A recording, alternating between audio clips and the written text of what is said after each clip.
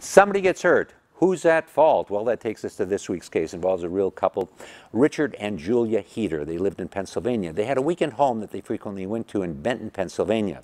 Well, they were concerned since they were gone a lot, that somebody might vandalize the place. So they went to an alarm company. They said, can you guys do something that will assure us notification if somebody's on that property? Alarm company put together an alarm that gave an alert to their smartphone. They said, this is terrific.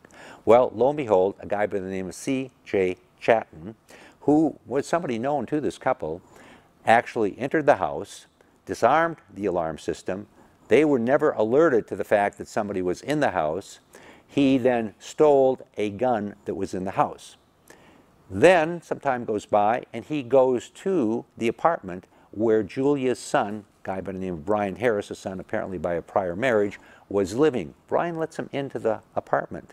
They had some discussion apparently, and sometime after 10:30, don't know exactly when, but we know Bryan talked to his employer at 10:30, Chatton shot Bryan, killed him. Well, Julia Heeter brought claim against Chatton and said, Chatton, you're responsible, but also brought claim against the alarm company saying, you're responsible. If you guys had put it into a decent alarm system here, I would not have the death of my son. That gun would have never been stolen.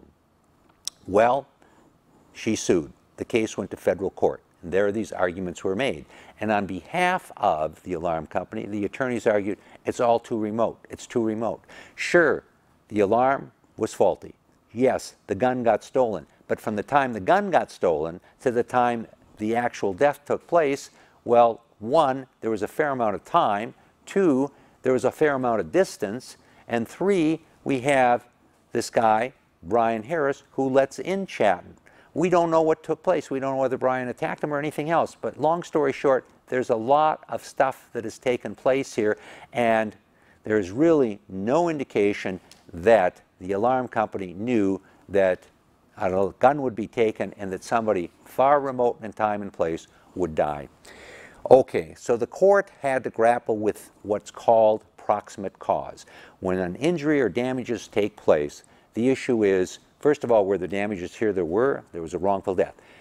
Was there a cause? There was a cause. The gun caused it. But was the proximate cause the failure of this alarm company to alarm the building? Well, somebody would say, yes, it was. But they say, well, wait a second.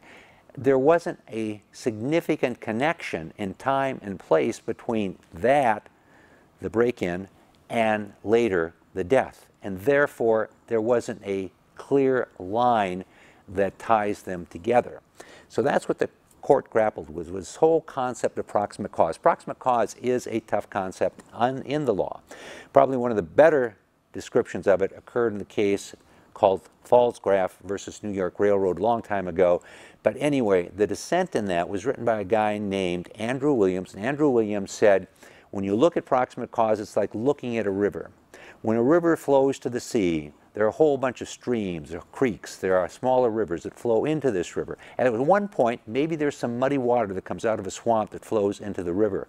Well, you can track the muddy water for a good period of time until it gets so mixed up with the river that you can't tell exactly what's what.